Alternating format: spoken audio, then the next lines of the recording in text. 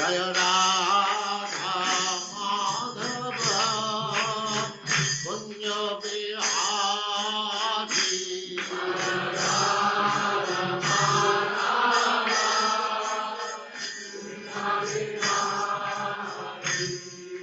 Jaya Radha Madhava Kunya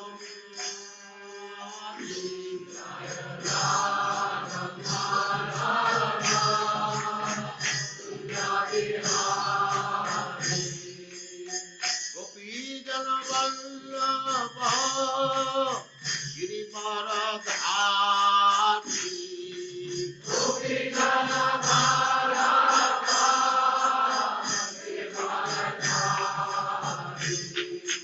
Gopi Jana Vallabha Girivaradhari Gopi Jana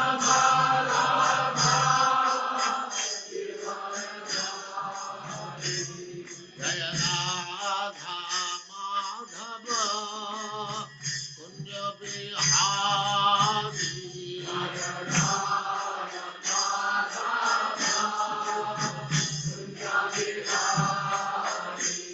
Jaya Radha Madhava Kunja Bihari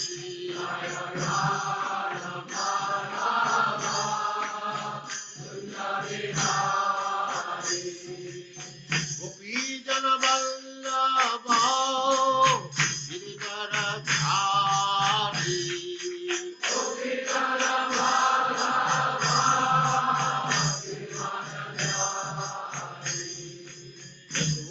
Yashodanandana Braja Jana Ranjana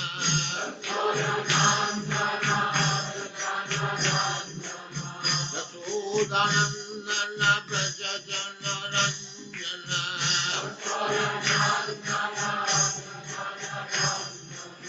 Jamuna Tira Vanachari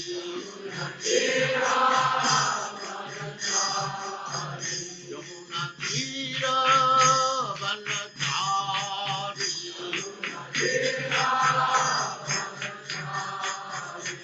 Jaya Radha Madhava Kunja Bihari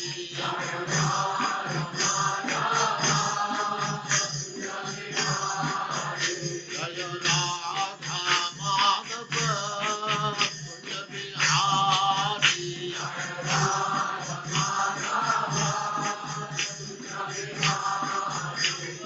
Gopi Jana Vallabha Girivaradhari Gopi Jana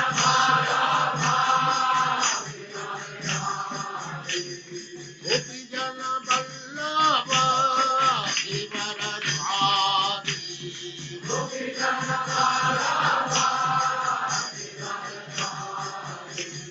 Yashodanandana Braja Jana Ranjana Yashodanandana Braja Jana Ranjana Jamuna Tira Vanachari Jaya Radha Madhava Kunja Bihari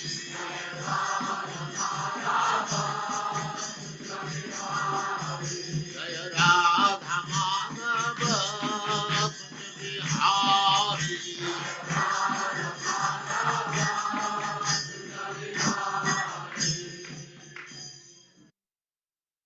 Hare Krishna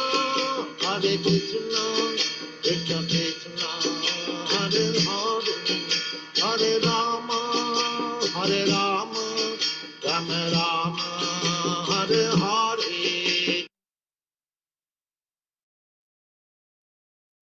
Hare Krishna, and welcome to all the devotees online. Thank you very much for your kind presence as we continue associating with Srimad Bhagavatam Canto 2, Chapter 10, verses 1 to 9. Bhagavatam is the answers to all questions. Om Jnanatimirandasya Jnananjana Shalakaya Chakshurmilitam Yena Tasmai Shri Guruve Namaha. Shri Chaitanya Manobhistam Stapitam Yena Bhutale Swayam Rupakadamayam Dadati Swapadantikam.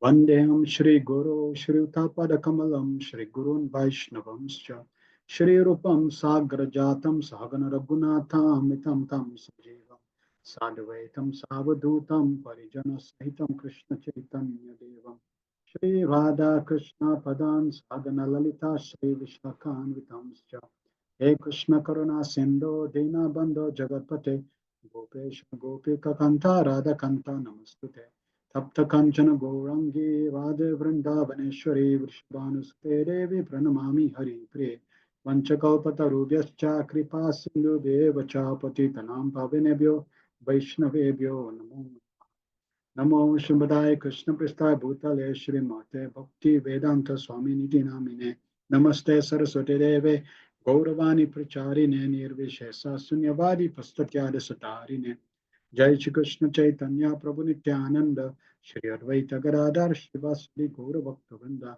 Hare Krishna Krishna Krishna Hare Hare Hare Rama Rama Rama Hare Hare सर्वशास्त्र प्रयुषा सर्ववैरेक सत्फल सर्व सिद्धांत रत्नार्य सर्वलोकाय प्रदा सर्वभागवत प्राण श्रीमद् भागवत प्रभु कलिगंधोदिदादित्य Shri Krishna परिवार्तिता O Srimad Bhagavatam, O nectar churned from the ocean of all Vedic scriptures, O most prompt transcendental fruit of all the Vedas, O you enrich with the jewels of all spiritual philosophical conclusions, O you grant spiritual vision to all the people of the world, O light breath of the Vaishnava devotees, O Lord, you are the sun which is arisen, you are the sun which has arisen to dispel the darkness of Kali Yuga.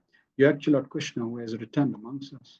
Paramananda Pataya Prema Varshasha Rayate Sarvada Sarvasebhyaya Shri Krishnaya Namastute. O Srimad Bhagavatam, how very respectful obeisance unto you. By reading one attains transcendental bliss. For your syllables rain pure love God upon the reader. You are always to be served by everyone, for you are incarnation of Lord Krishna. Madekasan, Madekabandhu, Matsangim, Madguru, Madmadana, Manishtraka, Madbhagya, Madananda, Namastute. O Srimad Bhagavatam, O my only friend, O my companion, O my teacher, my great wealth, O my deliverer, O my good fortune, O my bliss, I offer respectful obeisance unto you. Asadu sadu tadayinakti nichochataraka hanamunchagata chinmam premna ritkatyospura. O Srimad Bhagavatam, O give us saintliness to the unsaintly, uplift to the very fallen. Please do not ever leave me. Please become manifest, Mahatma truth, accompanying pure love of Krishna. Hare Krishna, Krishna Krishna, Hare Hare, Hare Rama, Rama Rama, Hare Hare. Om Namo Bhagavate Vasudevaya Janmadhyasya Yutamvayaritarata Charte Swabhignaswarat. Tene Brahma Hidayadi Kavaye Muyanti Yatsuraya Tejo Vari Mridam Yatha Vinimayo Yatrati Sargom Risha Damna Swena Sadani Rastakokam Satyam Param Dhimahi. O my Lord, Shri Krishna, Son of Vasudev, O pervading personality of Godhead, I offer my respectful obeisance unto you. I meditate upon Lord Shri Krishna because he is the absolute truth and the primal cause of all causes of creation, sustenance, destructions of the manifested universes. He is directly and indirectly conscious of all manifestations and is independent because there is no other cause beyond him. It is he only who first imparted the Vedic knowledge unto the heart of Brahmaji, the original living being. By him, even the great sages and demigods are placed in illusion, as one is bewildered by illusory representation of water seen fire, land seen on water. Only because of him do the material universes temporarily manifest by the reactions of the three modes of nature appear factual, although they are unreal.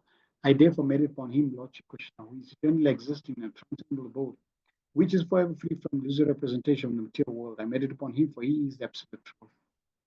Prayana upasha sabya kalavasmin yuge jana manda sumanda matayo manda bhagya upadhrita.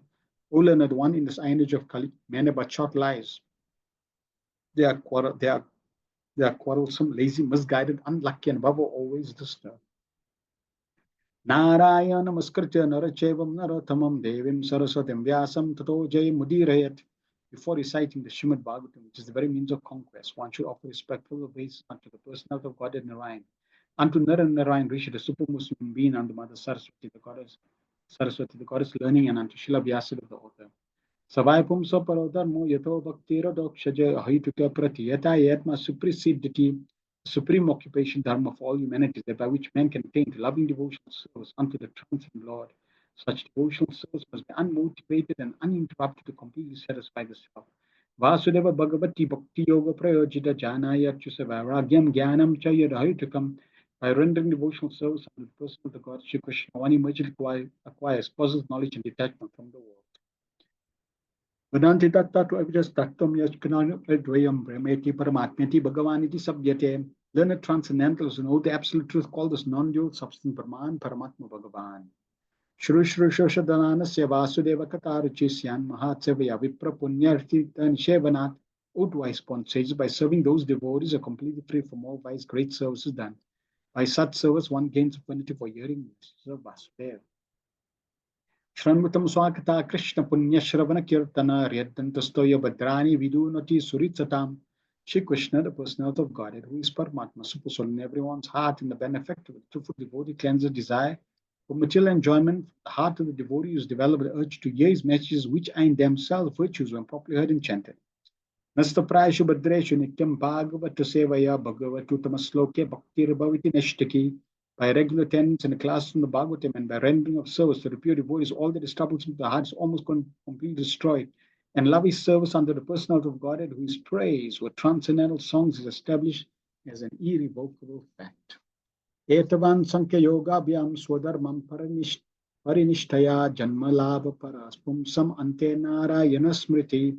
The highest perfection of human life achieved either by complete knowledge of matter and spirit, by practice of mystic powers, or by perfect discharge of occupational duty is to remember the personality of Godhead at the end of life. Vakama sarvakama va mokshakama udariditi vrena bhakti yogena yajate purusham param. A person who has broad intelligence, where they be full of all material desires, without any material desires or desiring liberation, must by all means worship the supreme whole, the personality of Om Namo Bhagavate Vasudevaya, Om Namo Bhagavate Vasudevaya, Om Namo Bhagavate Vasudevaya. We are continuing Srimad Bhagavatam based on teachings of Divine Grace, A.C. Bhaktivedanta Swami Srila Prabhupada, the founder chair of the International Society of Krishna Consciousness.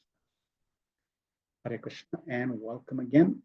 Let us cover any feedback one may have from the last session that we concluded. Lord Krishna shared the 4 seed verses of Bhagavatam to Lord Brahma and then instructed Brahma and left, disappeared. Amavati and Alini Kanda says, Hare Krishna, Krishna told Balaram, Krishna told Brahma, with fixed concentration of mind, no pride will disturb. Example of the magnifying glass. So this, and we'll see even in today's session, when we understand who is the supreme controller, by whose potency, by whose energies everything is working, then we begin to understand and realize I'm not doing anything. I'm not the controller. I'm not the creator. I'm not doing things. Yes, I desire, and through that desire, the Lord makes arrangements, but ultimately I'm not the creator. In Brahma's case, he realized he's not the creator. We see that he's born on the lotus and he doesn't know what to do. He doesn't know his source. He doesn't know his purpose. So through meditation, he's inspired and Krishna reveals to him what is his duty. So without Krishna's mercy, without Krishna's direction, he would not know what to do. Krishna empowers him. Krishna gives him the direction. So everything is coming from Krishna. He just has to act. He just has to take that ability, take that guidance, and carry it out. So in that process, if Lord Brahma thinks, just see, I'm so powerful, I'm the creator, then that becomes a disservice. He falls away from that path of devotional practice. So like that, as devotees, we also have to keep reminding ourselves that whatever abilities we have is coming from Krishna. In Bhagavad Gita also, Lord Krishna says, I am the ability man. So we should never think we are the doers, we are doing everything. It's all due to our abilities. The example of the magnifying glass, we need clarity, we need focus. What a blessing we didn't hear from many grammarians and non-devotee material wranglers. Everything we need is in Srila Prabhupada's books, which we should always read and follow the instructions. Yes. Sri Mahaprabhu warns, Mayavadi Aparadi. If one hears Mayavad philosophy, that becomes poisonous to one's consciousness. So if we simply are shielded and protected by Srila Prabhupada's books, then that becomes a blessing. Our allegiance and loyalty lies with Srila Prabhupada. He saved us, our lives by his. Yes. Take Krishna consciousness and dive into it and not be surface swimmers. If we want the jewels of devotional service, we have to pay the price. And the price is diving deep into the process of Krishna consciousness. We're just testing the waters, dipping our toes. Yeah, nice.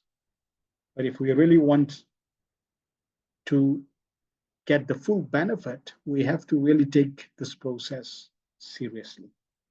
And the more we read Srila Prabhupada's books, chanting the holy names, engaging devotional service, we will realize the power, the potency, the benefit of what we have received. Nonetheless, as Hare Krishna Prabhu, everything we need to know has been given to us by Srila Prabhupada. Prabhupada saved me. Now I need to dive deep into the process. Yes, same as Hemavati Radhika says. Focus on Krishna. And if I can always do it directly, then do it indirectly. If I can't always do it directly, then do it indirectly and try to link everything to Krishna. Yes.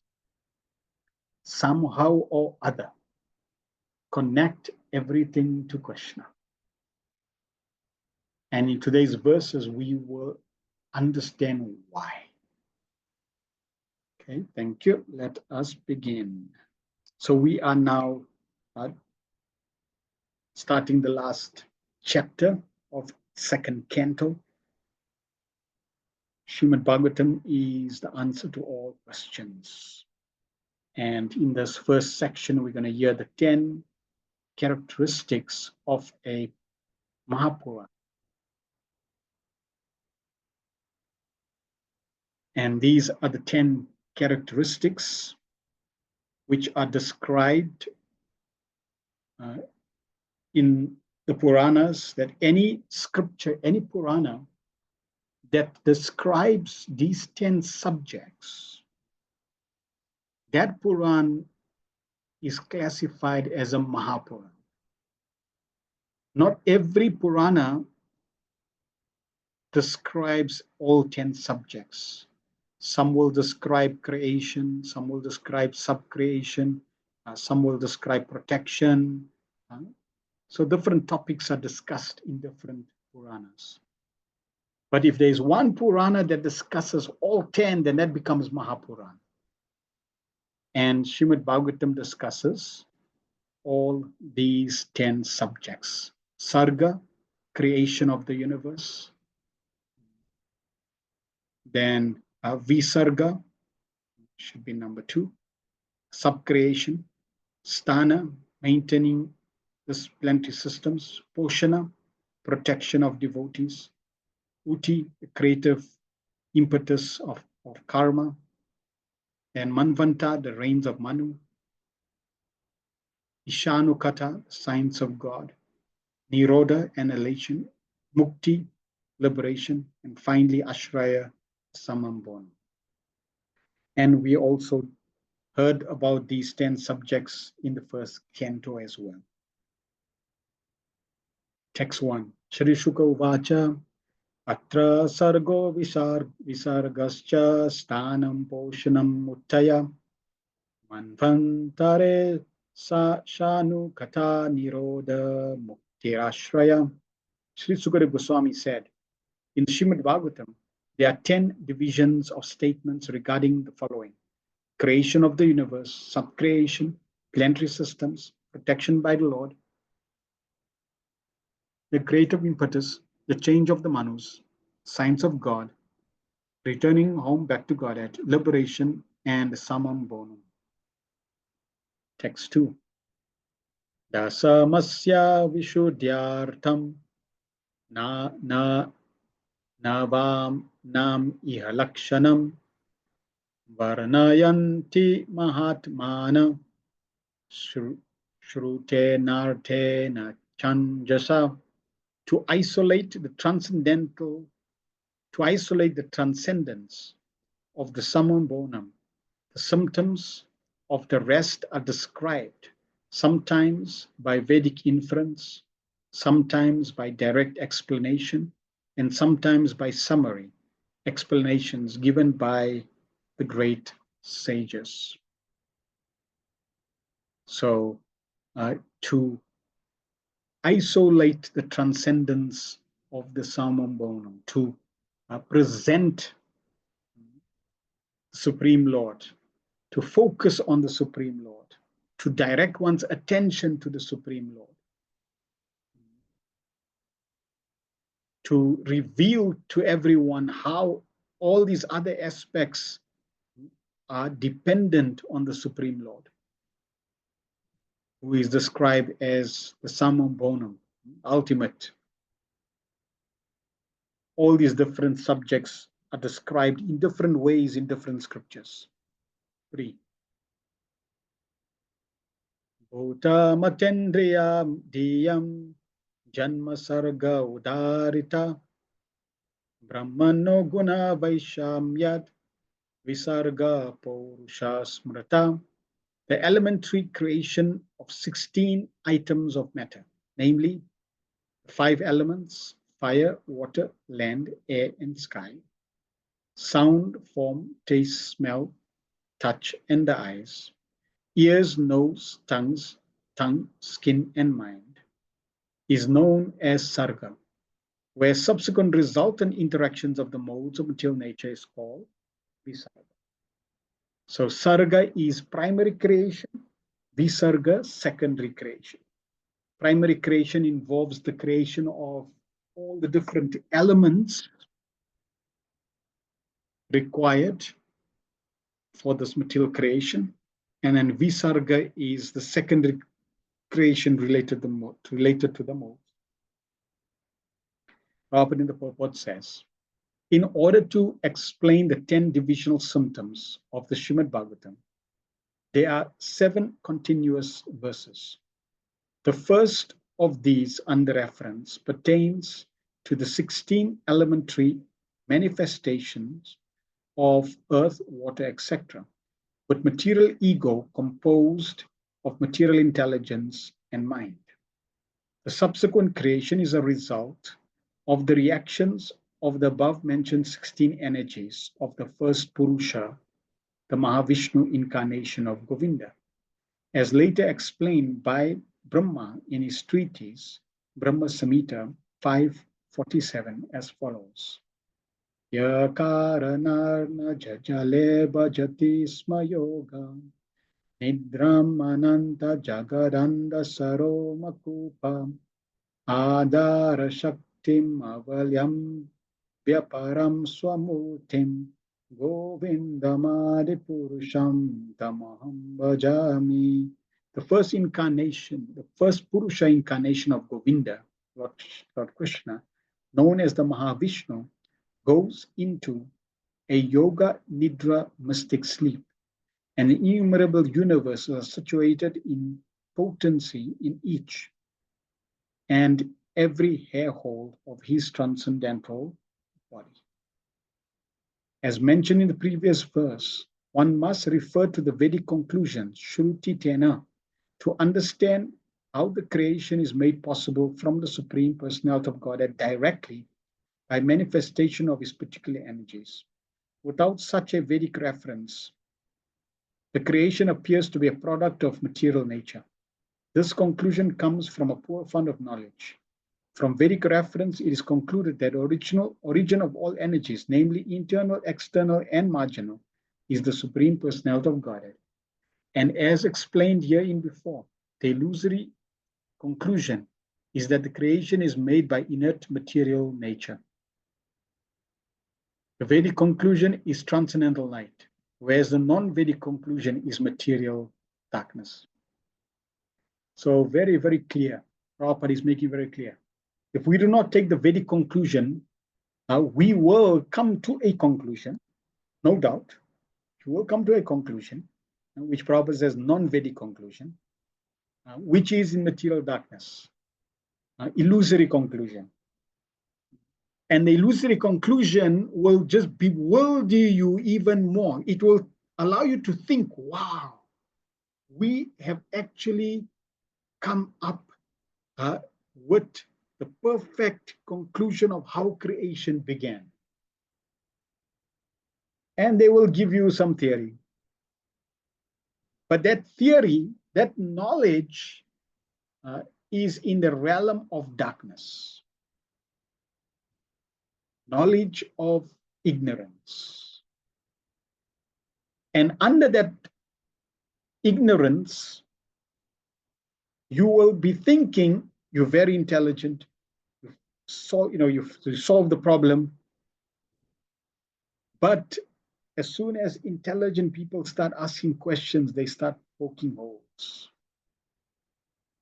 Whereas the Vedic conclusion is spotless, is pure, it's perfect. It does not change. Here we are hearing about Mahavishnu. Since time immemorial, the Vedic conclusion has been that creation manifests from Mahavishnu. Today, in the 21st century, we are hearing that creation is coming from Mahavishnu. In 1 billion years from now, they would have the same conclusion. This is Vedic conclusion. So we only want to reference the Vedas. We only want to get that source. Why? Because that source is coming from Krishna. It's amazing how, even when scientists say, oh yes, there was a Big Bang, simple conclusion is, like, you living in the 21st century, how do you know there was a Big Bang billions of years ago? It's like total speculation. Yet people still believe. Now, someone may say, oh, but how can you believe the Vedic scriptures? Well, the Vedic scriptures we believe because the source is the Supreme Lord himself. And the way the Vedas are disseminated through a chain of disciplic succession. And we can have a practical example of that if I am a creator of some technology and I create a manual, then that manual can be disseminated systematically from one person to another. So it's very logical, and not only is it logical, but the Vedic conclusion can be realized. Divya Gyan Hridaya Prakashito. By the process of Krishna consciousness, one can realize this knowledge. Just like somebody tells you that actually, if you get a radio and you dial into 702, you will pick up the signal of 702 and you will hear the radio station.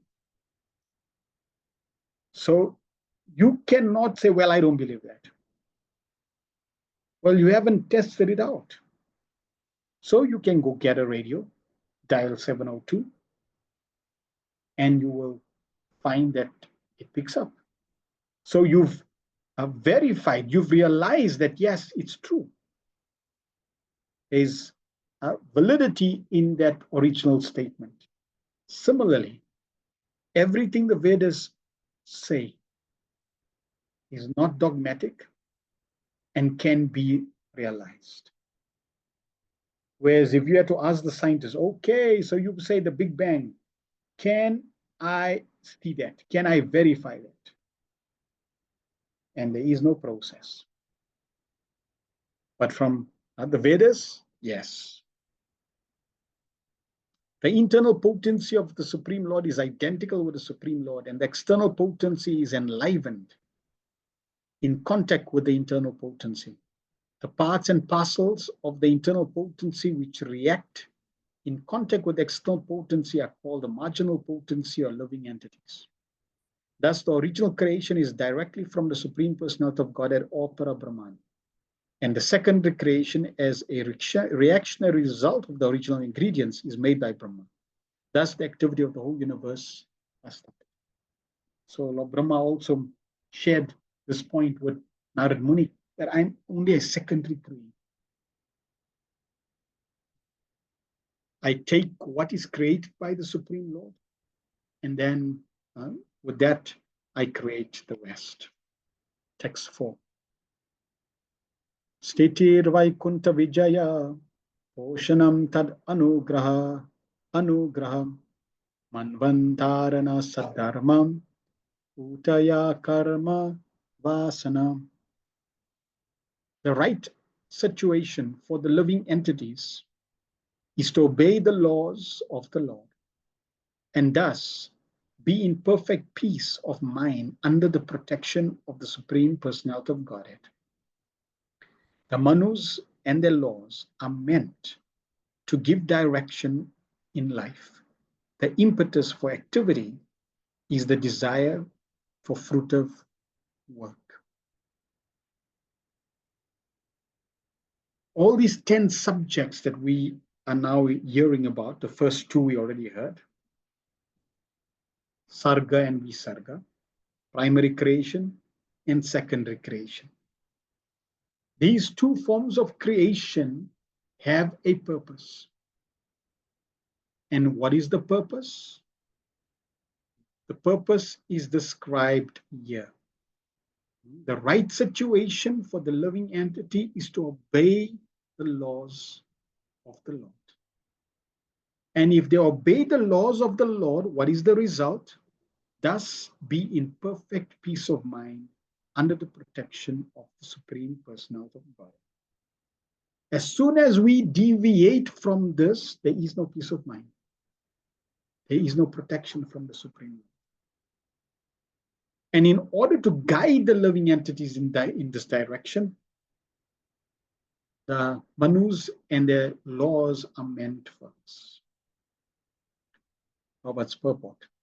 The material world is created, maintained for some time, and again annihilated by the will of the Lord. The ingredients for creation and the subordinate creator Brahma are first created by Lord Vishnu in his first and second incarnation.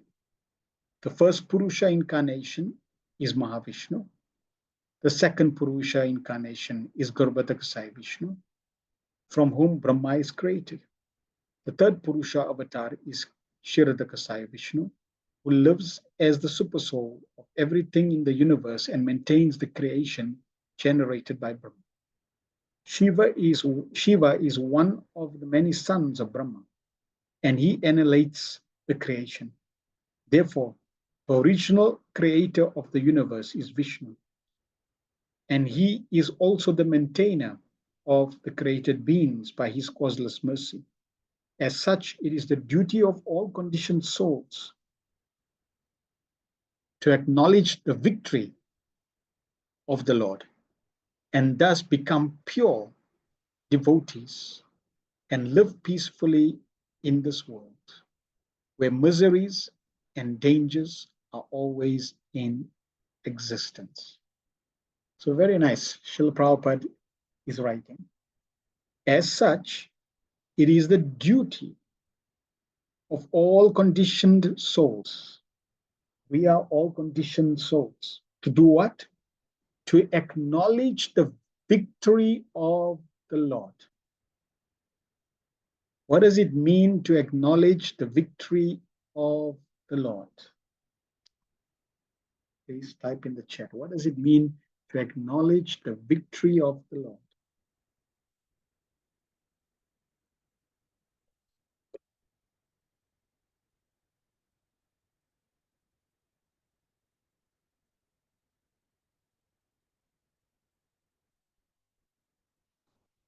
To acknowledge the victory of the Lord.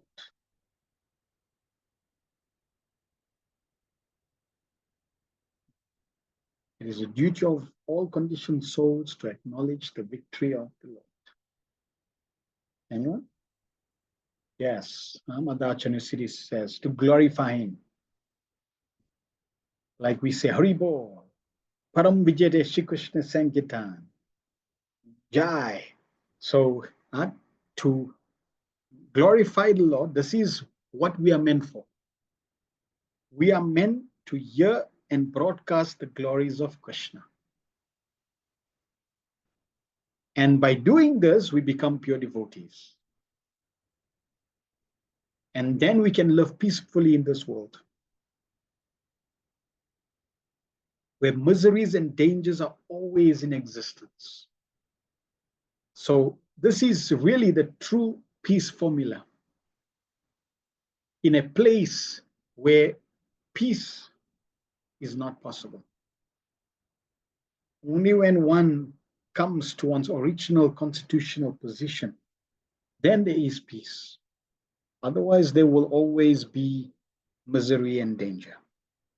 The conditioned souls who take this material creation as a place for satisfaction of the senses, and thus are illusioned by the external energy of Vishnu, remain again to be subjected to the laws of material nature, creation, and destruction.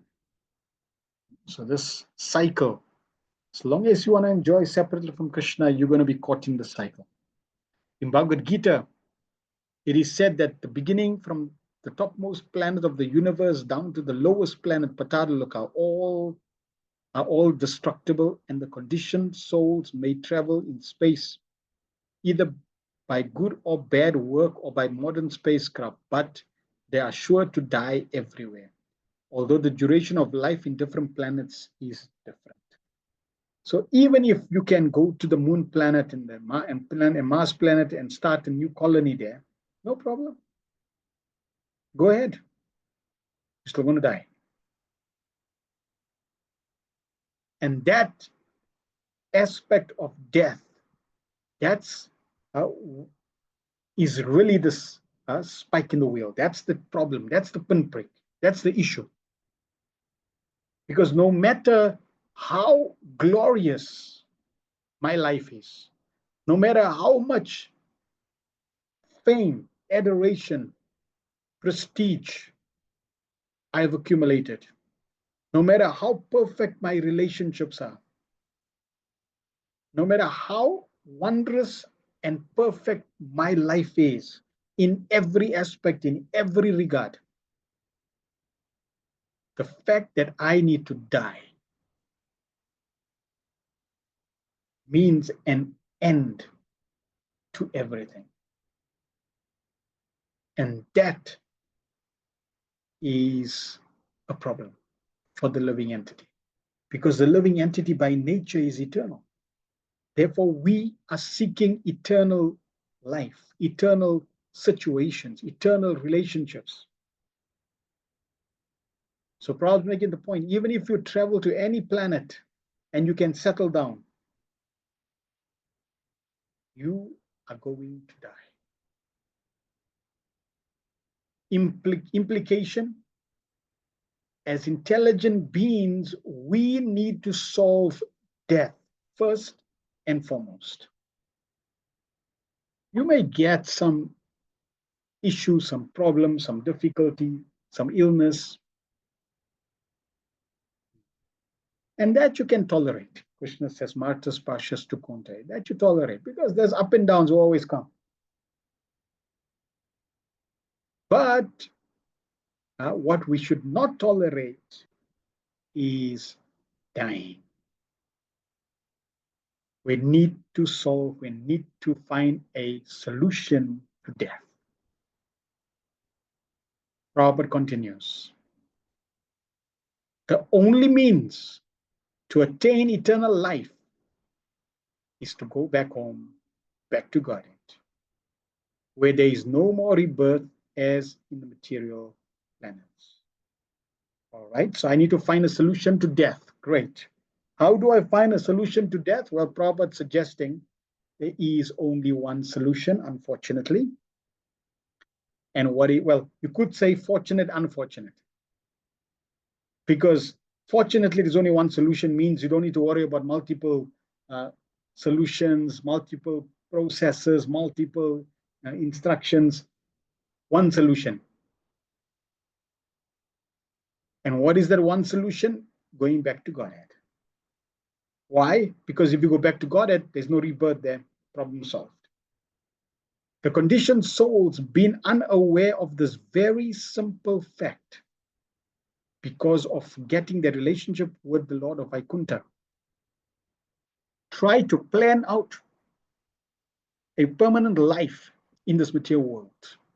Being illusioned by the external energy, they thus become engaged in various types of economic and religious development, forgetting that they are meant for going back home, back to Godhead.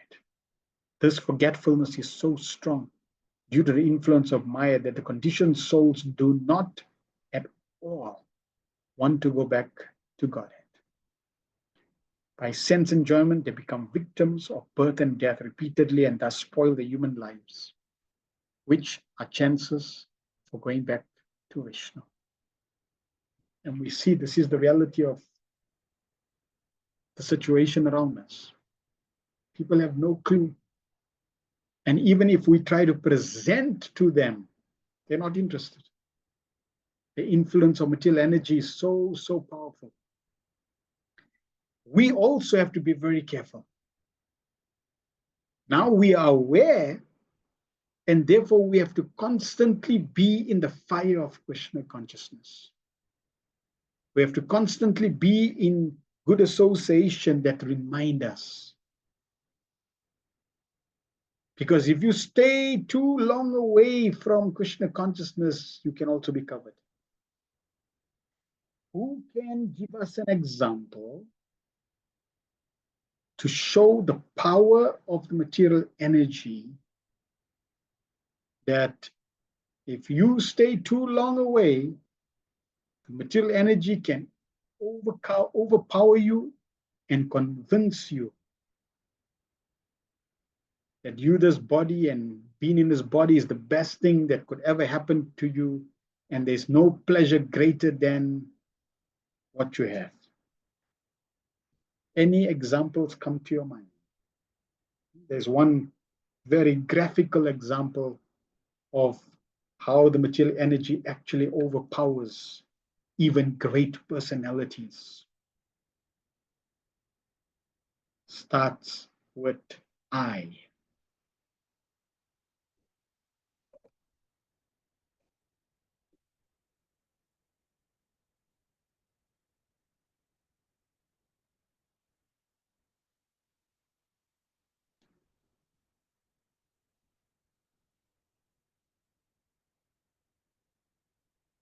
Indra. What about Indra? Indra became completely intoxicated. In what situation, Shavina? Ajamil, yes, Ajamil, just by bad association, became influenced.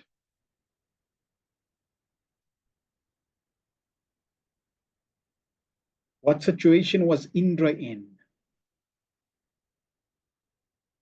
Who's the head of the demigods? Or you could say, not Mahadev is head of the demigods, he's the king of heaven. So King Bharat with the deer, yes. Now, King Bharat, Chat Bharat, Ajamil, we can accept.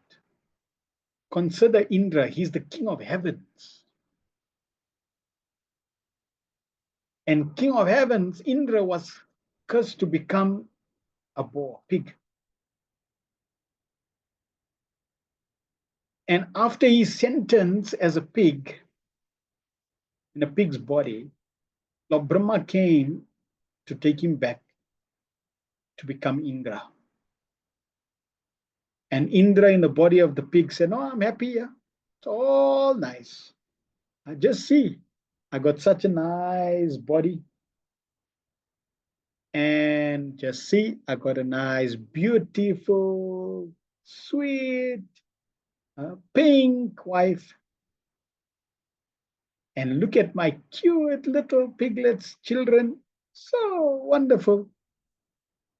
And we have such amazing feasts. Brahma was shocked. Lord Brahma was thinking, wow, this is Indra. Indra is speaking like this. And he's the king of heaven. It's amazing, the power of the material energy. So Lord Brahma had to do something. So what Lord Brahma did, one by one, he killed all the family members to bring Indra to a reality shock. Shock him into existence, into reality. So this is the power of the material energy. It can completely overpower you and you can forget. So therefore, we should always constantly remind ourselves of our purpose. The directive scriptures, Pavana says, there just is even no point arguing what and be one's in after this association and takes different association, because matter and energy is in flux, constant change. To the subatomic level, changes in is the order faced by the living entity on the body. Using that issue, it needs to be taken into cognitions. Yes. There's always change and there's always movement, and therefore we should be moving in the right direction with the right association, with the right objective, the right intention, the right process. And in this way, we will be safe and sound. The directive scriptures made by the Manus in different ages and millenniums are called Saddharma, good guidance for human beings, who should take advantage of all the revealed scriptures for their own interests to make life's successful termination. So all the scriptures that are given to us, including Manu Samhita, they are meant to guide human beings. And note, Srila Prabhupada says, human beings are meant to take advantage of these revealed scriptures. They are revealed.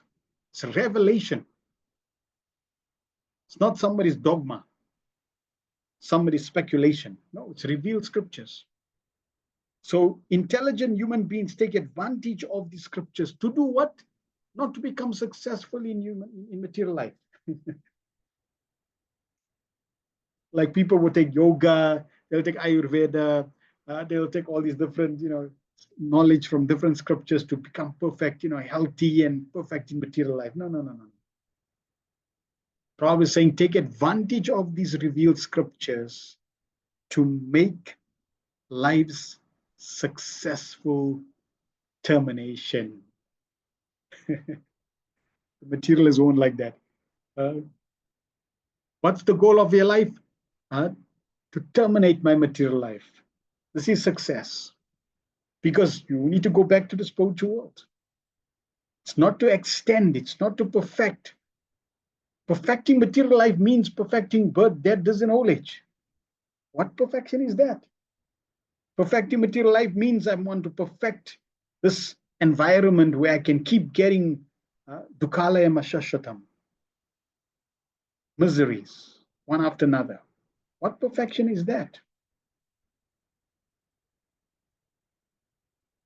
So we need to understand the direction, even the direction that Prabhupada is giving us.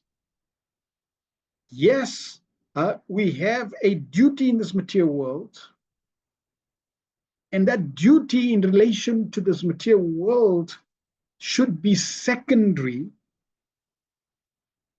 The primary duty is to perfect one's life, to go back to the spiritual world. While doing that, we should not neglect our duty, but carry out those activities and duties faithfully, nicely, responsibly, under the direction and guidance of Dharma. That is why Manu Samhita is there. That is why scripture is there. So, for example, the goal of my life is to go back to Godhead, to terminate my material existence, to stop birth, death, disease, and old age. So, for me to do that, I need to purify my life. And because I cannot purify my life as a brahmachari, I need to get married. No problem, then I get married. But even marriage, I would follow the codes and conducts given by scripture that guides my marriage, so that my marriage can facilitate me achieving termination of material existence. The creation is not false, but it is a temporary manifestation just to give a chance for the conditioned souls to go back to Godhead. Why couldn't Krishna, because it's a temporary manifestation, why could Krishna create an eternal material creation? That means it never ends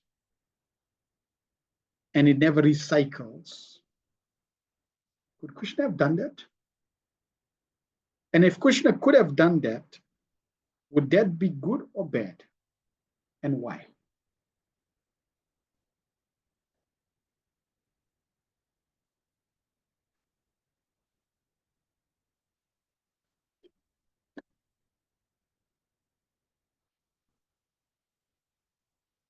Can Krishna create an eternal material world that never cycles and never changes, stays permanent? And if yes or no, if yes, would that be good or bad?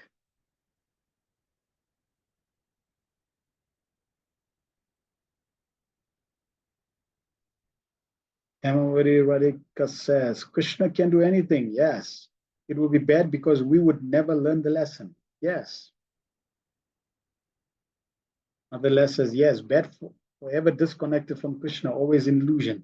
Yeah. So that would be the worst idea. We may think it's a good idea. Krishna would think, whoa, that's the worst idea. Because then I would never bother about going back to God. I would never question, why is this happening to me? This is unfair. I would never question. So therefore, Krishna knows what's best for us. Bafana says it will be bad otherwise. Miseries would have been there forever. Yes. And we would think that that miserable life is actually our life. So therefore, Krishna made an amazing cycle of how this material world is actually temporary. That's why there's these two qualities, Dukalayam and Ashashwatam. Ashashwatam means temporary. So these are two traits, very powerful traits of material life. It's miserable and it's temporary. These two characteristics of material life allows us to contemplate for options. I do not want misery, and I do not want things which are temporary. So it's a perfect combination. The desire to go back to Godhead and the functions performed in that direction form the right path of work. So what is the right path of work? How to work nicely in this world? We have duties, we have responsibilities, we have work. And you should not forsake your responsibilities. You should not forsake your work. You should not be irresponsible. So you have to work. Okay, how do I work? Work in harmony with the desire to go back to Godhead.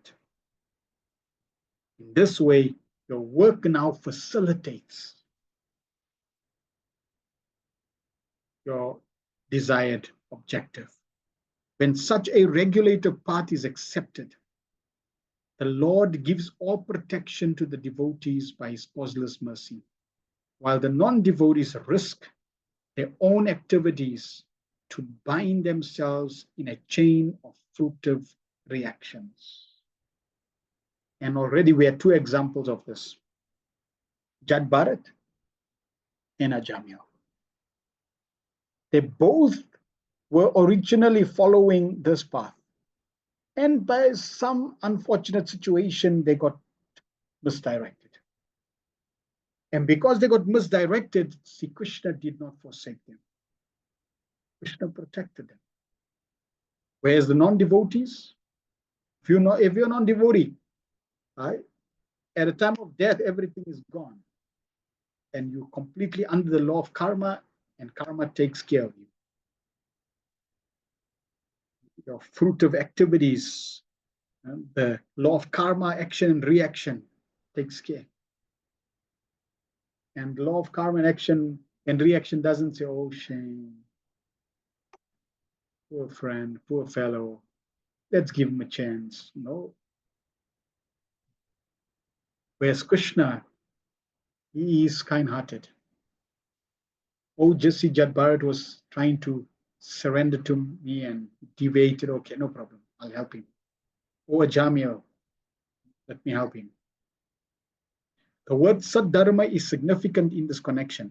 Saddharma, or duty performed for going back to Godhead by becoming his unalloyed devotee, is the only pious activity.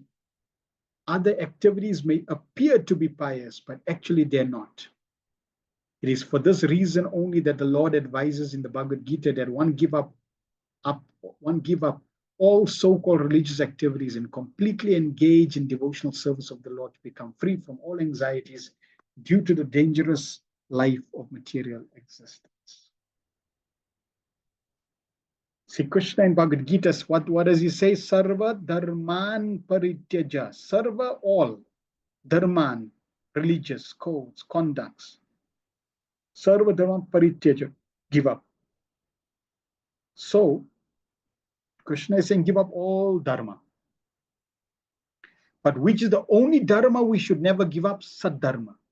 Why? That Saddharma is helping us go back to our eternal truth.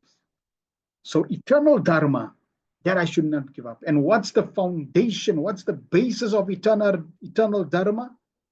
Devotional service. Devotional activities. These are the best activities. These are the, and you're probably saying, these are actually true pious activities. Everything else is basically going to keep you in the material world. Even material piety keeps you in the material world. Takes you to a high-class prison cell. That's all.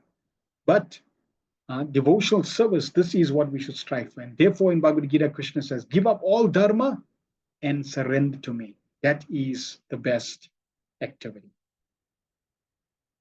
To work situated in Saddharma is the right direction of life. One's aim of life should be to go back home, back to Godhead, and not be subjected to repeated births and deaths in the material world by getting good or bad bodies for temporary existence. So if your aim has not been crystal clear, if you are still fumbling with what is the aim of my life, well, here Prabhupada is putting it very clearly. One's aim of life should be to go back home, back to God. That means I should embrace every activity that's conducive for me to go back home, and reject every activity as far as possible that keeps me in this material world. If one lives like this, then this is human form of life. This is the perfection of human form of life. Herein lies the intelligence of human life, and one should desire to perform the activities of life in that. If one misuses one's life and does not follow this, he will lose the opportunity of getting human form of life and fall down in lower species. 5. Avataranu Parescha Snanu Vartinam Pumsam Ishakata Prokta Nana Kyano Prim Hita.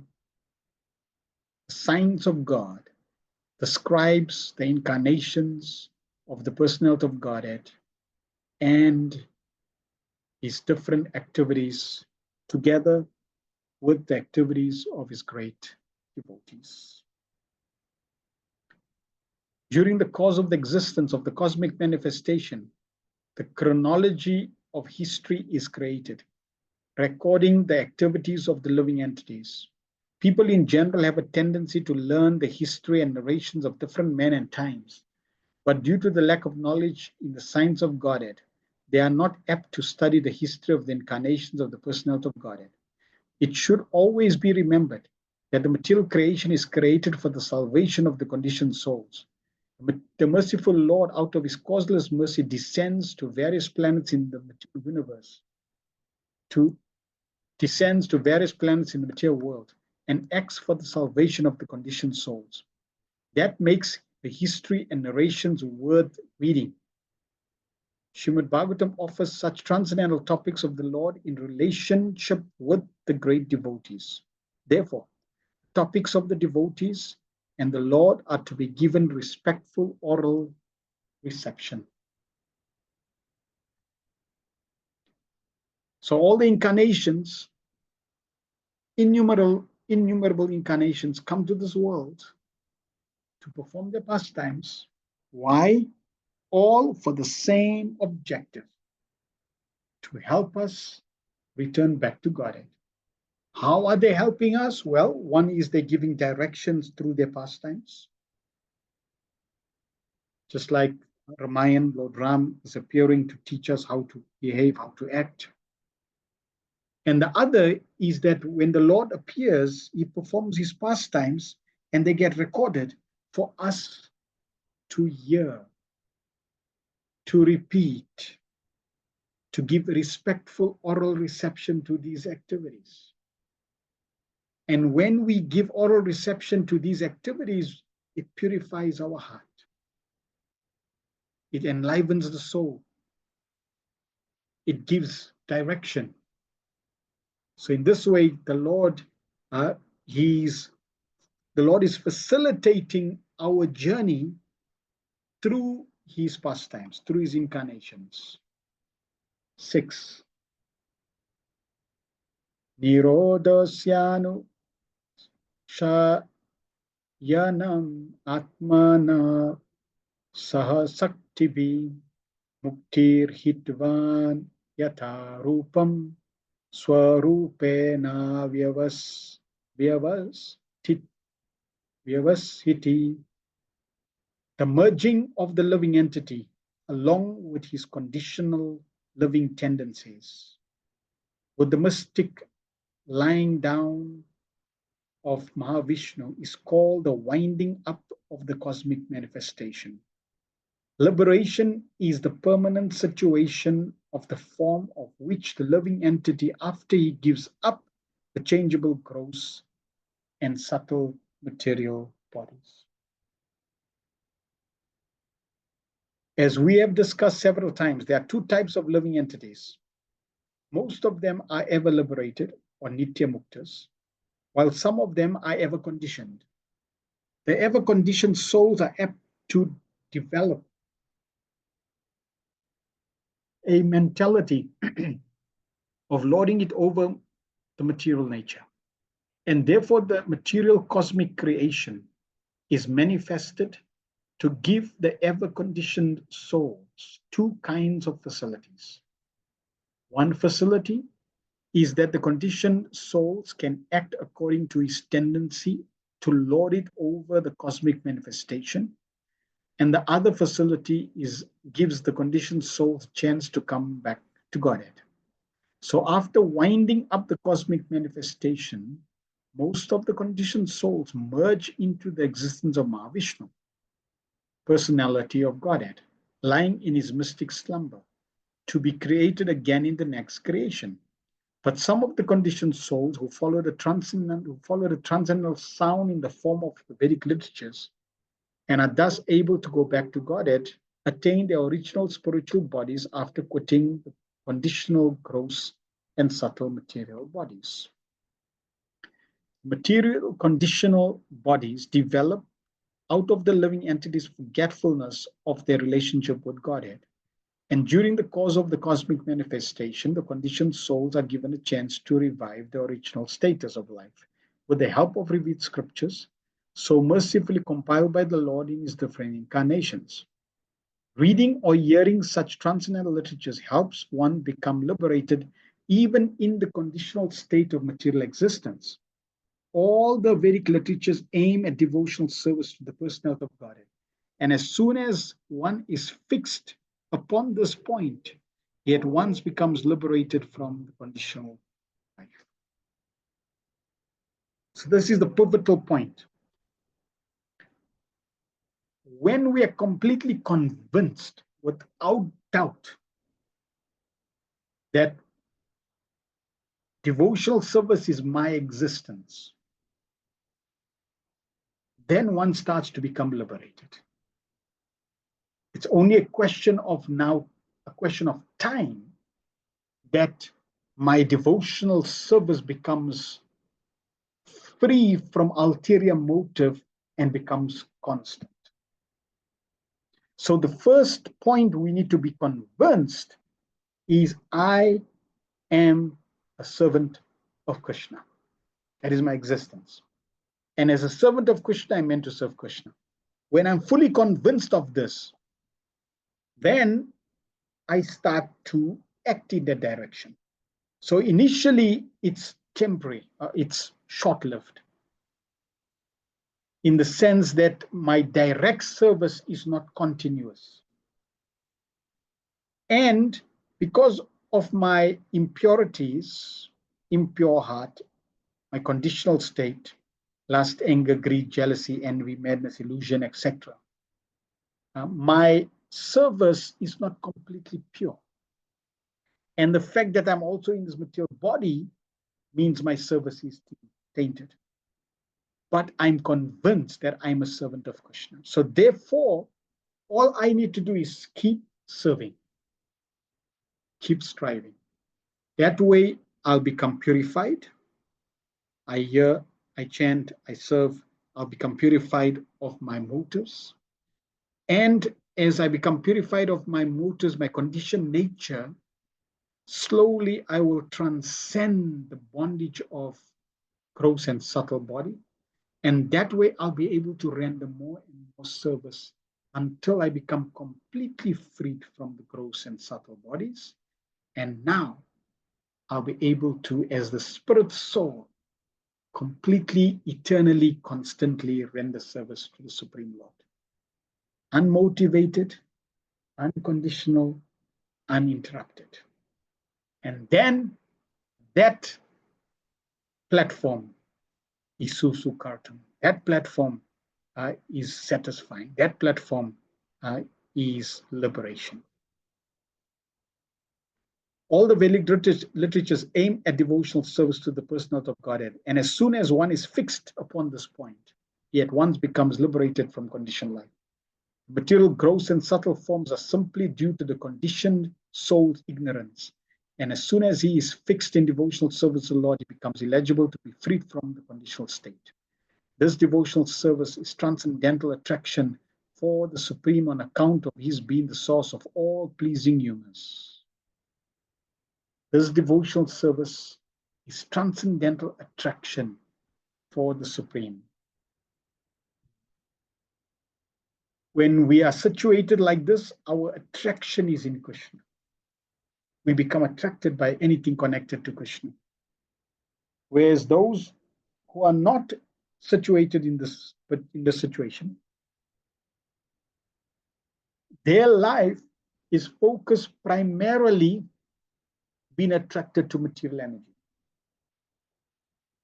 This devotional service is transcendental attraction for the Supreme on account of his being the source of all pleasing humors. Everyone is after some pleasure of humor or enjoyment, but does not know that the Supreme source of all attraction, rasovai sa rasam ya evayam labdva nandi bhavati. The Vedic hymns inform everyone about the supreme source of all pleasure. Unlimited fountainhead of all pleasure is the personality of Godhead. And one who is fortunate enough to get this information through transcendental literatures like Srimad Bhagavatam becomes permanently liberated to occupy his proper place in the kingdom of God. So we are fortunate. We have this knowledge that yes, Krishna is our source of pleasure. 7. Abhashascha nirodhascha yato astya dyavas shiyate sa ashraya param brahma paramatmeti sabhyate. The Supreme One, we celebrate it as the Supreme Being or the Supreme Soul, is the supreme source of cosmic manifestation as well as its reservoir and winding up. Thus, he is the supreme fountainhead, the absolute truth. Synonyms for the supreme source of all energies are given in the very beginning of Srimad Bhagavatam, Janmadhyasya. In the second chapter, Vedanti tat tattva vidas tattvam yajgnanam advayam brahmeti paramatmeti bhagavan iti sabhyate. Here the synonyms are Brahman, Paramatma or Bhagavan. The word iti used in this verse under discussion completes the synonyms and thus indicate Bhagavan. This will be further explained in later verses, but the word Bhagavan ultimately means Lord Krishna because Srimad Bhagavatam has already accepted the Supreme Personality of Godhead as Krishna. Krishna's to Bhagavan Swayam. The original source of all energies, or the Samam Bhavanam, is the absolute truth, which is called Parabrahman, etc. And Bhagavan is the last word of the absolute truth. But even with the synonyms for Bhagavan, such as Narayan, Vishnu, and Purusha, the last word is Krishna, as confirmed in Bhagavad Gita. Aham sarvasya prabhavo mata sarvam pravartate. Bhagavad Gita 10:8, etc. Besides that, Srimad Bhagavatam is the representation of Lord Krishna as the sound incarnation.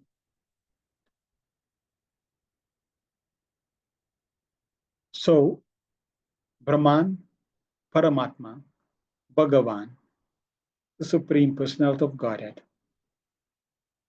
the Samambham, the Absolute Truth, Parabrahman, Narayan, Vishnu, Purusha, they're all referring to the Absolute Truth,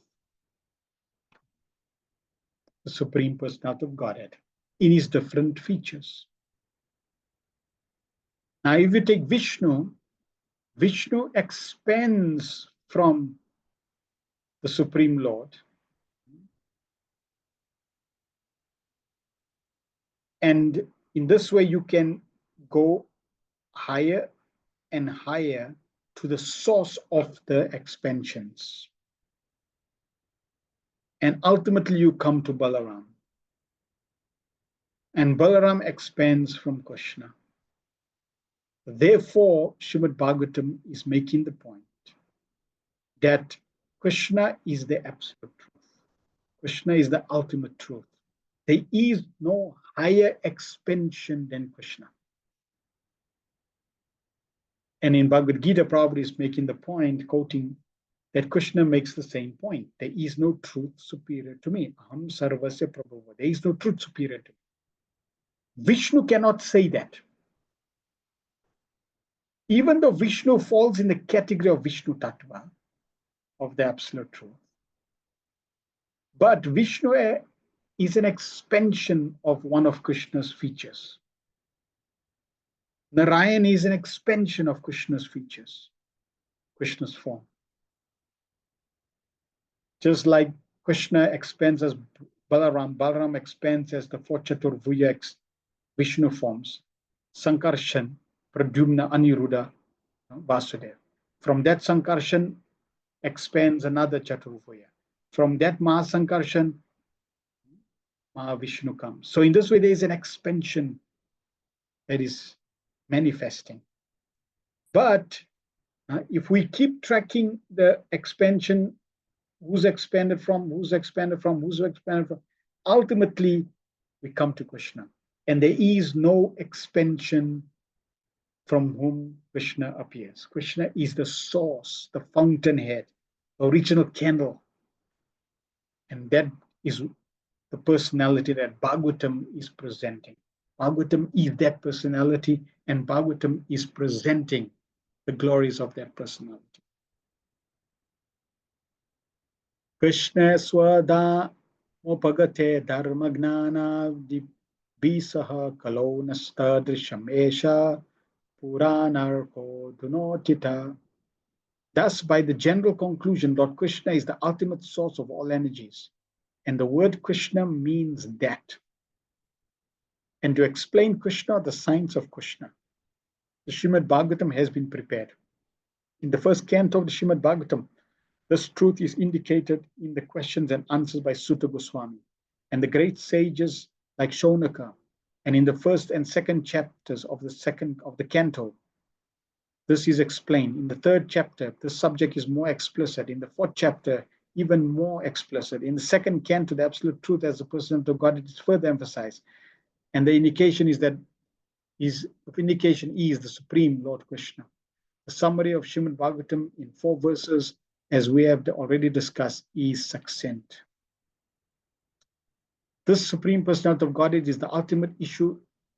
In the ultimate issue is confirmed by Brahma in his Brahma Samhita as Ishvara Parama Krishna Sachidananda Vigraha 5.1. So it is concluded in the third canto of the Srimad Bhagavatam. Complete subject matter is elaborately explained in the 10th and 11th cantos of Srimad Bhagavatam. In the matter of the Manvantaras, the reigns of the Manus, such as the Swayambhuva Manu and Chakshusha Manvantar, as they are discussed in the 3rd, 4th, 5th, 6th, and 7th cantos of the Srimad Bhagavatam, Lord Krishna is indicated. In the 8th canto, in reference to the Vaivasvata Manu, Vaivasvata Manvantar, the subject matter is explained indirectly. And in the 9th canto, the same purport is there. In the 12th canto, the same is further explained, specifically regarding the different incarnations of the Lord. Thus, it is concluded by studying the complete Srimad Bhagavatam that Lord Krishna is the ultimate samabhonam, or the ultimate source of all energies. And according to the grades of the worshippers, the indication of the nomenclature may be differently explained as Narayan, Brahma, Paramatma, etc. 8. Yodhyatmitko yam purusha so sav eva diktevika yas tatro bhaya vicheda purusho yadibu bhautika. The individual person possessing different instruments of senses is called the adhyatmika or adhyatmic person. And the individual controlling deity of the senses is called Adi Devik. The embodiment seen on the eyeballs is called the Adibhautik person. The supreme controlling Samambhonam is the personality of Godhead in his plenary portions of Paramatma or super soul manifestations. In the Bhagavad Gita 10:42, it is said, Atava bahu netena kim gnatena tavarjuna vishtabhyaham idam krishnam ekam sena stito jagat. All the controlling deities like Vishnu, Brahma, Shiva, and Shiva are different manifestations of the Paramatma feature of the personality of God, Supreme Personality of God.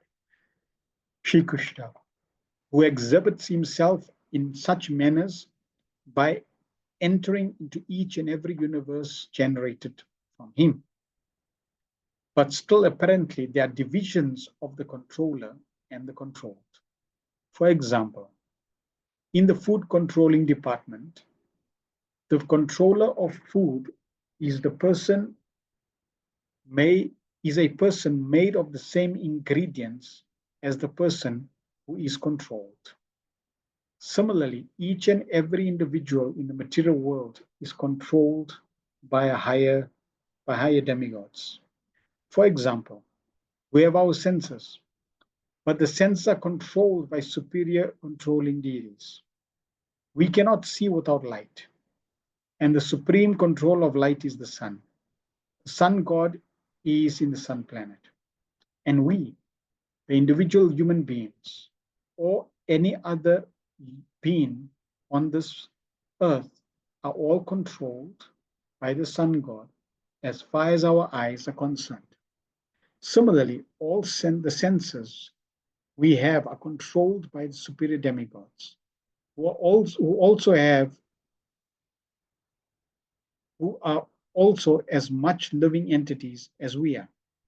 But one is empowered while the other is controlled. The controlled living entity is called Adhyatmic person. The controller is called Adidevic person. All these positions in the material world are due to different fruitive activities. Any individual living being can become a sun god or even Brahma or any god in the upper planetary system by a higher grade of pious work. And similarly, one becomes controlled by higher demigods by lower grades of activities. So every individual living entity is subject to the supreme controller of the Paramatma, who puts everyone in different positions of controller and controlled. So very clear. Everyone is controlled by the sun. Without the power of the sun, we cannot see. But even the sun is controlled. So there's different levels of controllers. Person who, the demigods who are controlling, they call Adidevic. And the person who's controlled is called Adhyatmic. That which distinguishes the controller and the controlled, which is the material body, is called Adibhautik Purusha. The body is sometimes called Purusha. So as confirmed in the Vedas in the following hymns. Savai Esha Purusho Anna Rasamaya. This body is called the Anarasa embodiment. This body depends on food. The living entity which is embodied does not eat anything, however, because the owner is spirit in essence. Material body requires replacement of matter because of wearing and tearing of mechanical body. Therefore, the distinction between the individual living entity, controlling planetary deities, is in the Ana Rasamaya body. The sun may have a gigantic body. The man may have a smaller body. But all these visible bodies are made of matter nonetheless.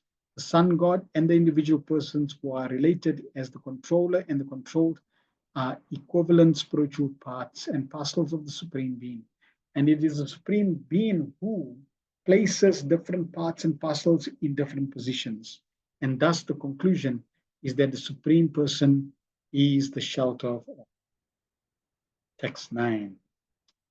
Ekam ekata tarabhave yada nopalabha mahe tritayam tatrayo veda sa atma swashraya yasraya. All three of the above mentioned stages of different living entities are interdependent. In the absence of one another is not understood. But the Supreme Being who sees every one of them as the shelter of the shelter is independent of all, and therefore he is the supreme shelter. The innumerable living entities They are innumerable living entities. One depends on the other in relationship of the controlled and the controller. But without the medium of perception, no one can know or understand who is controlled and who is the controller. For example, the sun controls the power of our vision. We can see the sun because the sun has its body, and the sunlight is useful only because we have eyes. Without our having eyes, the sunlight is useless. And without sunlight, the eyes are useless. Thus, they are interdependent. Neither of them is independent. Therefore, a natural question arises. Who made them interdependent? The one who has made such a relationship of interdependence must be ultimately completely independent. As stated in the beginning of Srimad Bhagavatam, the ultimate source of all interdependent objects is the complete independent subject. This ultimate source of all interdependence is the supreme truth of Paramatma, Supersoul, who is not dependent on anything else. He is Swashrayash, yes, Raya, independent only on himself, and thus he is the supreme shelter of everything. In the first verse also, this aspect of independence, the source and completely independent. That is Krishna. Everyone else in this material world is dependent on each other, and everyone is ultimately dependent on Krishna. It is only Krishna who is completely independent. Still, Paramatma and Bhagavan are subordinate to Bhagavan because Bhagavan is Purushottam, or the Supreme Person, the source of both Supersoul and Brahman. In the Bhagavad Gita 15:18, Lord Krishna says that he is the Purushottama, or the source of everything. And thus it is concluded that Sri Krishna is the ultimate source and shelter of all entities, including the Supersoul and the Supreme Brahman. Even accepting that there is no difference between Supersoul and the individual soul is dependent on the Supersoul for being liberated from the illusion of material energy. The individual is under the clutches of the illusory energy, and therefore, although qualitatively one with the Supersoul, he is under the illusion of identifying himself with matter. And to get out of the illusory conception of factual life, the individual soul has to depend on the Supersoul to be recognized as one with him. In that sense also, the Supersoul is the supreme shelter, and there is no doubt about it. The individual living entity, the jiva, is always dependent on the Supersoul Paramatma because the individual soul forgets his spiritual identity, whereas the Supersoul Paramatma does not forget his transcendental position. In the Bhagavad Gita, these separate positions of the Jivatma and the Paramatma are specifically mentioned. In the 4th chapter, Arjuna, the Jiva soul, is represented as forgetful of his many, many previous births, but Lord Krishna, the Supersoul, is not forgetful. The Lord even remembers when he taught the Bhagavad Gita, the sun god, some billions of years before. The Lord can remember such millions and billions of years, as stated in Bhagavad Gita 7:26 as follows. Vedam samatitani vartamanani charjuna bhavishyani sabja bhutani mam tu veda na kaschana. The Lord is in his eternal blissful body of knowledge, is fully aware of all that happened in the past, that which is going on at the present, and also what will happen in the future. But in spite of his being the shelter of both the Paramatma and Brahman, persons with a poor fund of knowledge are unable to understand him as he is. The propaganda of the identity of cosmic consciousness with the consciousness of the living entity is completely misleading, because even such a person or individual soul as Arjuna could not remember his past deeds, although he is always with the Lord. And what can a tiny ordinary man falsely claiming to be one with the cosmic consciousness, know about his past, present, and future. Mantra Srimad Bhagavatam ki jai, Prabhupada ki jai. So we covered the first introductory verses to the 10 subject matters of the Bhagavatam. All these 10 subject matters, or you could say all the 9 subject matters, are all described, glorified, because they are related to the 10th subject matter, which is the summum bonum, the supreme absolute truth, the ultimate source of everything, Krishna. So we can hear about all the other 9 subject matters, and we can hear about the 10 subject matters because they are all glorifying the supreme personality of Godhead. Any questions or comments anyone has on this session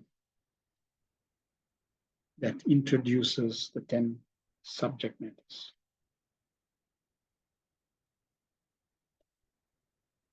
And these 10 subject matters, each canto is describing different, expanding on the different topics, different subject matters. And finally, the 10th canto is elaborating on the summum bonum, the supreme absolute truth, Krishna.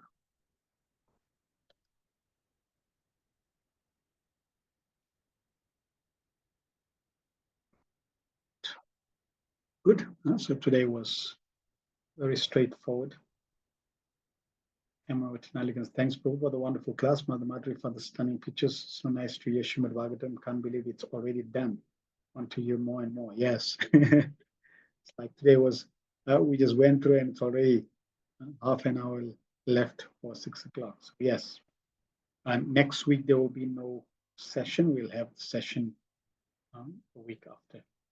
Afana Srimad Bhagavatam presents the glories of the Supreme Personality of Godhead, while the Supreme Personality of Godhead, Krishna, is the personality of the glories in Srimad Bhagavatam. Have I got it right? Srimad Bhagavatam presents the glories of the Supreme Personality of Godhead, while the Supreme Personality of Godhead, Krishna, is the personality of the glories in the Srimad Bhagavatam. So, yes, they are non-different. Srimad Bhagavatam is presenting Krishna and the glories of Krishna, and Krishna is Srimad Bhagavatam. So they're non-different. Krishna would glorify the Bhagavatam. The Bhagavatam is glorifying Krishna, and they're both non-different. Achintya Beda Beda Tattva. Bhagavatam is given to us by Krishna. Krishna is appearing to us in the form of the Bhagavatam as the Supreme Personality of Godhead. And Bhagavatam as Grantaraj, as the scripture, wants to present the Supreme Absolute Truth, the Supreme Personality of God. Just like Bhagavad Gita is non-different from Krishna, but it is spoken by Krishna. It's the words of Krishna. Anything connected to Krishna is non-different from Krishna. So in that way, Krishna is giving Bhagavad Gita, and Bhagavad Gita is giving us wisdom and knowledge about the 5 topics that are mentioned in Bhagavad Gita. So Srimad Bhagavatam is also mentioning 10 topics and ultimately presenting Krishna. What was the point made about the different levels of control, whose ultimate is the main controller that we ought to take heart with? So in the material world, we are controllers, and we should not become bewildered or proud that we control us. Even the demigods, they control us. And they also should not become proud that they control us. Because when you control something, you can see, you can experience the material world. When people control, they become puffed up. They start to exploit. So in this way, When we are controlling our household, controlling small areas, when the demigods are controlling other living entities, senses, etc., they should not become proud and puffed. They should understand that in the material world, everyone is interdependent. Only Krishna, who is the supreme controller, is worthy of taking shelter. He should be the one that we should be focusing on. Consider Indra. Indra is controlling the heavens. But even Indra becomes bewildered, and Krishna has to teach him a lesson. And then he learns a lesson. So that's the point. That our focus, our attention should be on the supreme controller. Madhachana Siri says, Hare Krishna. Thank you for the nice class. Can we pray to Krishna to go back to Godhead, or should we leave it completely on him to decide? There's no harm in praying to Krishna to take us back into his shelter. When we're chanting Hare Krishna, we are asking, please engage me in your service. Please engage me in your service. Please engage me in your service. What does that mean? It really means, please bring me back into your eternal shelter, into the spiritual world, to engage in your eternal service. So indirectly in that prayer, you're asking for going back home. Even if Krishna takes you back home and then in that perfected stage gives you a service in this material world, you are not in the material world. You are liberated. So you're still in the kingdom of God. You don't see the material world like the materialists for exploitation, which means you're still in the kingdom of God, rendering service. So when we ask for service, we are indirectly asking to go back to Godhead. The reason why we don't generally ask to go back to Godhead is because people want to become free from suffering. And therefore they ask, take me home, take me back. I don't want to suffer. But no, our objective is not to go back home because we want to become free from suffering. Our objective is to go back home so that we can engage in our true occupation of service to Krishna. Therefore, instead of asking to go back home, we're asking for that service. So in that way, indirectly, we're asking to go back. Hope that's clear. Upana says, can we say today's chapter covered bringing forth Purushotama as the main core of everything else?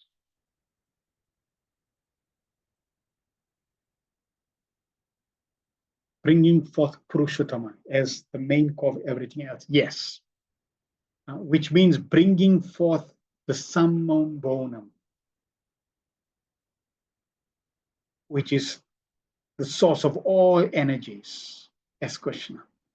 So correct.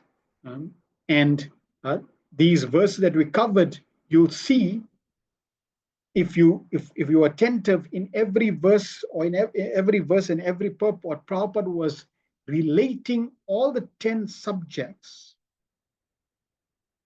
connected to Krishna. Like, for example, the subject of Manvantar, the appearance and descriptions of the Manus. So see how Prabhupada related that to Krishna? He didn't just say the Bhagavatam is going to be describing the Manvatars, the different Manus and their appearances. No, he said the Manvantars, the Manus, they give a Saddharma, code of conduct. And what is Saddharma? That Dharma which allows us to connect to the Supreme Personality of God, to serve Krishna. That is Saddharma. All other Dharmas, remove. So see how Prabhupada connected it to service to the Supreme Personality of God. Like that, if you read all the verses, they're all connecting to the Supreme Personality of God, to the Summum Bonum, the 10th subject. So in this way, yes, they are ultimately bringing forth. And when we go through the rest of the Bhagavatam, we're going to hear about creation. We already heard about creation. We heard about subcreation. We're going to hear about the incarnations. We're going to hear about the Manvantars, the Manus. We're going to hear about liberation. We're going to hear about protection. We're going to hear about Uti, the impetus of the living entities, the desires of the living entities, all these subject matters that we're going to hear throughout the Bhagavatam. Why are they there? Somebody may say, but why is the fifth canto there covering all this creation and hellish planets? And why is creation described? We should be just chanting Hare Krishna. They're all described to bring our attention to the ultimate source of all energies, Krishna, the Supreme Personality of God. They are described so that we can narrate them. They're described so that we can hear them. They're described so that they can fine-tune our intelligence, so that we can ultimately focus on complete, full surrender to the Supreme Personality. Thank you very much for everyone's attention. Until next time, we will meet again. Srimad Bhagavatam ki jai, Srila Prabhupada ki jai, Nitai Go Pramanande, Hari Hari.